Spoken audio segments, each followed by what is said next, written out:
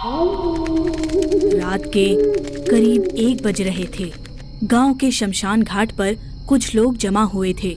वैसे तो शमशान घाट पर औरतों का जाना मना होता है, पर वहां कुछ औरतें भी मौजूद थी।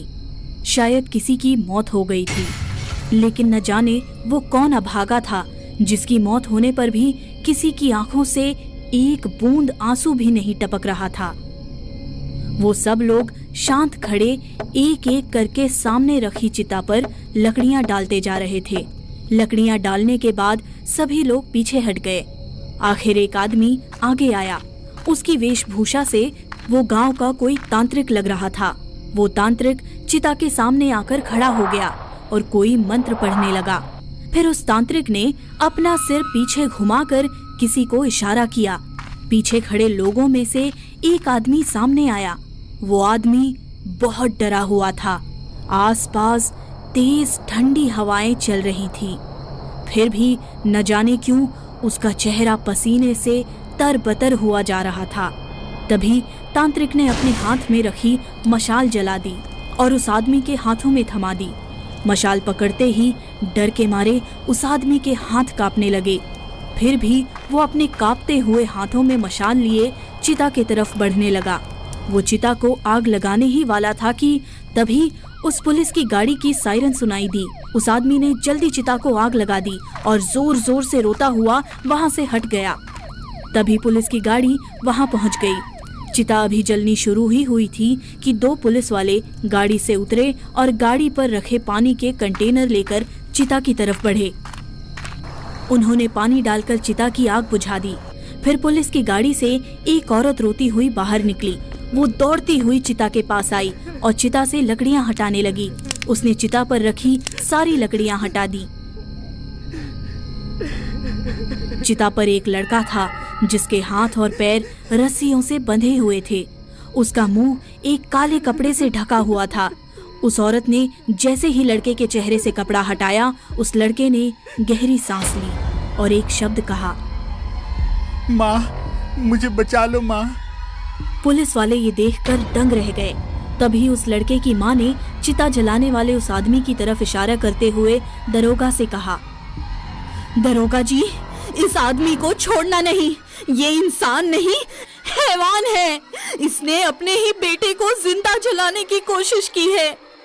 ये सुनकर पुलिस वाले हैरान हो गए। उनके मन में कई सवाल उठ रहे थे। आखिर ये कैसा बाप है जो अपने ही बेटे को जिंदा जलाने वाला था। तभी लड़के के पिता किशोर ने मिथिला से कहा, मिथिला, ये तुमने क्या कर दिया? तुम इसे बचाकर ठीक नहीं कर रही हो। हट जाओ हमारे रास्ते से। तभी गांव की कुछ औरतें मिथिला को पकड़कर खींचती हुई वहां से ले जाने लगी।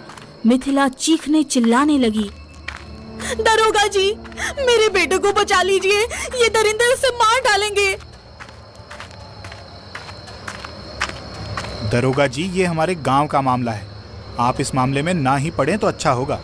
आप लोग यहाँ से चले जाइए और हमें अपना काम करने दीजिए। आखिर तुम लोगों की ये कैसी दरिंदगी है जो एक मासूम लड़के को जिंदा जला रहे हो? आखिर इसने तुम लोगों का क्या बिगाड़ा है? दरोगा जी, ये कोई मासूम लड़का नहीं है। ये एक नरभक्षी राक्षस है। इसने गांव के मासूम लोगों का शिकार करके उन्हें जिंदा ही खा लिया है। अब बस, बहुत हुआ। ऐसी मनगढ़ंत कहानियां मैं बहुत सुन चुका हूँ।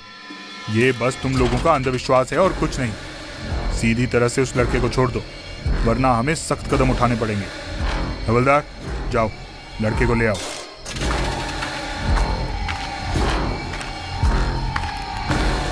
तभी गांव का एक आदमी हीरा बोल पड़ा, दरोगा जी, आपने इसे बचा तो लिया, लेकिन हम इसे इस गांव में नहीं रहने देंगे। इसे गांव छोड़कर जाना होगा। ठीक है, अगर आप सब यही चाहते हैं तो मैं अपने बेटे को लेकर यहाँ से दूर चली जाऊंगी। इस शर्त पर गांव वालों ने रघु को छोड़ दिया। मिथिला अपने बेटे को लेकर गांव से दूर जंगल में एक झोपड़ी बनाकर रहने लगी। फिर एक रात हीरा अपने खेतों से काम करके घर लौट रहा था। अक्सर तो वो जल्दी घर लौट जाया करता था, लेकिन आज उसे घर लौटने में देरी हो गई। दिन ढल चुका था। वो हाथ में टॉर्च लिए डरा सहमा बस चलता ही जा रहा था। रास्ता कच्चा और सुनसान था। आसपास पेड़ पौधे और झाड़ियां थी। तभी उन झाड़ियों में कुछ हलचल हुई। हीरा घबराकर वहीं रुक गया। उसने टॉर्च की रोशनी झाड़ियों की तरफ की, लेकिन वहां कोई नहीं था। हीरा फिर अपने रास्ते चलने लगा। उसके कदमों के साथ किसी और के भी कदमों की आहट साफ सुनाई दे रही थी, मानो कोई हीरा का पीछा कर रहा हो। हीरा मुड़कर पीछे देखना चाहता था, पर वो इतना डरा हुआ था कि उसकी पीछे मुड़ने की हिम्मत नहीं हो रही थी। वो बस सामने देखता हुआ चलता ही जा रहा था कि तभी किसी ने उसकी पीठ पर तेज धारदार नाखून से हमला किया। हीरा की पीठ खून से लथपथ हो गई, लेकिन उसने तभी भी पीछे मुड़कर नहीं देखा और वो जितनी तेज हो सके भागने लगा। पर वो अपनी मौत से ज्यादा दूर नहीं भाग पाया, क्योंकि अचानक उसके सामने एक शैतान आकर खड़ा हो गया। वो शैतान अपनी बड़ी काली आंखों से हीरा की तरफ देखने लगा।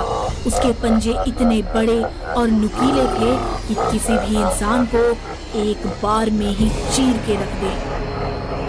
हीरा उसे देखकर बहुत डर गया। वो मदद के लिए जोर जोर से चिल्लाने लगा। उस दिन उसकी किस्मत अच्छी थी कि कुछ गांव वाले आसपास ही थे। वो हीरा की आवाज सुनकर तुरंत भागे चले आए। गांव वालों को आता देख वो शैतान हीरा को छोड़कर वहां से भाग गया। हीरा बेहोश होकर वहीं गिर पड़ा। हीरा को पास के अस्पताल में ले आए। थोड़ी देर बाद उसे होश आ गया, लेकिन वो उठते ही बहुत चीखने चिल्लाने लगा। बचाओ बचाओ मुझे, मुझे मार डालेगा। बचाओ मुझे, वो नरभक्षी वापस आ गया है। उसने मुझे मारने की कोशिश की। उस शैतान को हमें उसी दिन खत्म कर देना था। अब वो हम में से किसी को भी जिंदा नहीं छोड़ेगा। मुझे किशोर के पास जाना है। मुझे उसे सब कुछ बताना होगा। हीरा कुछ लोगों के साथ तुरंत किशोर के घर गया, लेकिन किशोर अपने घर पर नहीं था। उसके घर पर ताला लगा हुआ था।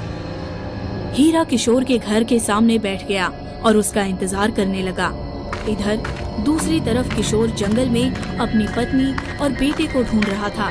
तभी उसे लालटेन की रोशनी दिखाई दी। किशोर समझ गया कि उसकी पत्नी और बेटा वहीं होंगे। किशोर तुरंत वहां गया और घर का दरवाजा जोर जोर से खटखटाने लगा। फिर मिथिला वहां आई और दरवाजा खोली। बता, तूने उस दरिंदे नरभक्षी को कहाँ छुपा कर रखा है? आज मैं उसे खत्म कर दूंगा। उसने फिर से गांव के लोगों को मारना शुरू कर दिया है। आज मैं उसे खत्म करके ही रहूंगा। किशोर, शांत हो जाओ। मेरे बेटे ने कुछ नहीं किया। वो हर पल मेरे साथ ही था, मेरी आंखों के सामने। फिर वो किसी की जान कैसे ले सकता है? देखो मिथिला, मुझे पता है कि तुम एक माँ होने का फर्ज निभा रही हो। तुम अपने बेटे को खोना नहीं चाहती, इसलिए मुझसे झूठ बोल रही हो। लेकिन मिथिला, उस नरभक्षी के लिए तुम भी बस एक शिकार की तरह हो। अगर कल को उसे कोई शिकार नहीं मिला तो वो तुम्हें भी जिंदा खा जाएगा। अब हटो मेरे रास्ते से। किशोर मिथिला को धक्का मारता हुआ अंदर चला आया। उसे रघु कहीं नजर नहीं आ रहा था। फिर उसे सामने एक कमरा दिखा।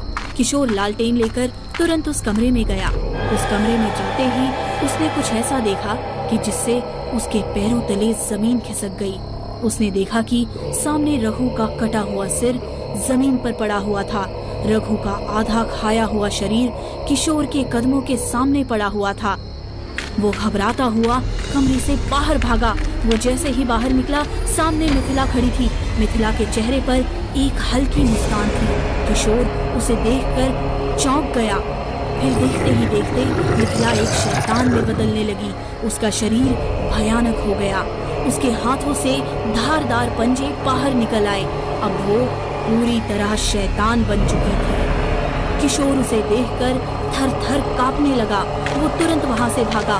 भागते वक्त वो सिर्फ एक ही शब्द बोले जा रहा था, बेटा, मुझे माफ कर देना, मैंने तुम्हें गलत समझा। किशोर गांव की तरफ भागने लगा, लेकिन इससे पहले कि वो गांव पहुंच पाता, नरभक्षी ने उसे सामने से घेर लिया। उसने अपने धारदार पंजे किशोर के आर पार घुसा दिए और उसे खींचती हुई घने जंगल में ले गई। हीरा किशोर का इंतजार करता रहा, लेकिन किशोर कभी लौटकर नहीं आया। गांव वालों को कभी पता नहीं चल पाया कि वो नरभक्षी रघु नहीं, बल्कि उसकी माँ मिथिला थी। वो हर रोज किसी न किसी गांव वाले का शिकार करती रही। फिर डर के कारण सारे गांव वाले गांव छोड़कर कहीं और चले गए।